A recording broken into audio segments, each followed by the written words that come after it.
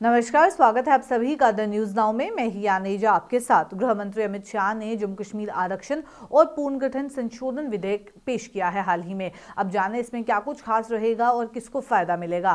गृह मंत्री अमित शाह द्वारा मंगलवार को जो विंटर सेशन है पार्लियामेंट का, उसके दूसरे दिन जम्मू कश्मीर आरक्षण संशोधन विधेयक 2023 और जम्मू कश्मीर पुनर्गठन संशोधन विधेयक 2023 को विचार और पारित करने के लिए लोकसभा में पेश किया गया। इसमें विस्थापित कश्मीरी पंडितों के लिए 2 और पीओजेके के विस्थापितों के लिए 1 सीट आरक्षित करने का प्रावधान भी है। अब विधेयक में क्या कुछ जो है वो खास रहेगा। इसमें अनुसूचित जाति, अनुसूचित जनजाति और अन्य सामाजिक और एकेडमिक रूप से जो पिछड़े वर्ग हैं, उनके सदस्यों को नौकरियां और व्यावसायिक संस्थानों में प्रवेश में आरक्षण का प्रावधान भी है।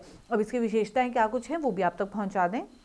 विधेयक की बात अगर की जाए तो इसकी प्रमुख विशेषताओं में सामाजिक और जो एकेडमिक रूप से पिछड़े वर्ग शामिल हैं, जिनमें केंद्र शासित प्रदेश जम्मू और कश्मीर द्वारा सामाजिक और एकेडमिक रूप से पिछड़े घोषित किए गए गांव में रहने वाले लोग, वास्तविक नियंत्रण रेखा और अंतर्राष्ट्रीय सीमा से सटे क्षेत्रों में रहने वाले लोग और कमजोर व वंचित वर्ग जो सामाजिक जातियां हैं वो शामिल हैं, जैसा कि अधिसूचित किया गया है। बता दें कि ये विधेयक केंद्र शासित प्रदेश जम्मू कश्मीर द्वारा घोषित कमजोर और वंचित वर्गों को अन्य पिछड़े वर्गों से जो है प्रतिस्थापित करता है। बता दें कि विधेयक से कमजोर और वंचित वर्ग की जो परिभाषा है वो हटा दी गई है। ये भी आपको यहाँ बताना जरूरी है कि जम्मू और कश्मीर पुनर्गठन संशोधन विधेयक 2023 26 जुलाई 2023 को लोकसभा में पेश किया गया था मॉनसून सेशन में।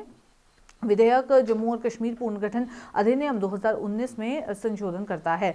वहीं अधिनियम जम्मू और कश्मीर राज्य के संघ में पुनर्गठन का प्रावधान भी करता है। इसमें जम्मू और कश्मीर अगर बात की जाए विधानमंडल के साथ लद्दाख विधानमंडल के बिना के क्षेत्र जो हैं वो शामिल हैं। वहीं लोक प्रतिनिधित्व अधिनियम 1950 की दूसरी अनुसूची विधानसभाओं में सीटों की संख्या का प्रावधान करती है। 2019 अधिनियम की अगर बात की जाए तो उसने जम्मू और कश्मीर विधानसभा में सीटों की कुल संख्या 83 जो है वो करने के लिए 1950 अधिनियम की दूसरी अनुसूची में संशोधन किया। इसमें अनुसूचित जाति के लिए 6 सीटें आरक्षित की गई हैं। अनुसूचित जनजाति के लिए कोई सीट आरक्षित नहीं की गई है। विधेयक सीटों की कुल संख्या बढ़ाकर जो है 90 कर देता है। इसमें अनुसूचित जाति के लिए 7 सीटें और अनुसूचित जनजाति के लिए 9 सीटें भी आरक्षित हैं।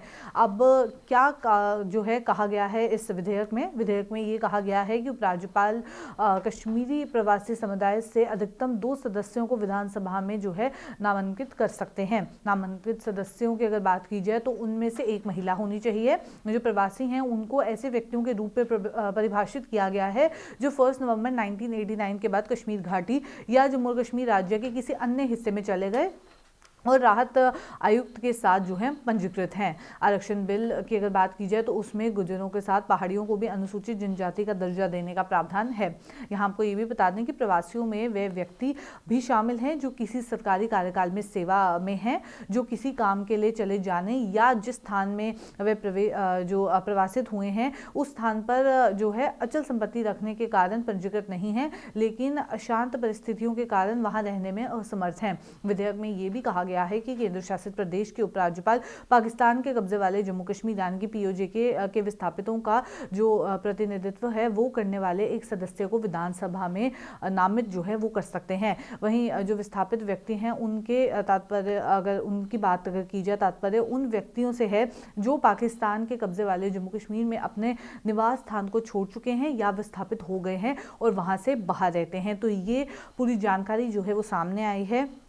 हाल ही में बिल को जो है वो इंट्रोड्यूस किया गया है और इसी के चलते किन लोगों को इससे फ़ायदा मिलेगा, क्या कुछ इसमें स्पेशल है, वो जानकारी हमने आप तक पहुंचाने की कोशिश की। तो चलिए फिलहाल के अंक में इतना ही। ऐसे और अपडेट्स लेके फिर मुलाकात करूंगी। अभी के लिए दीजिए इजाज़त। नमस्कार।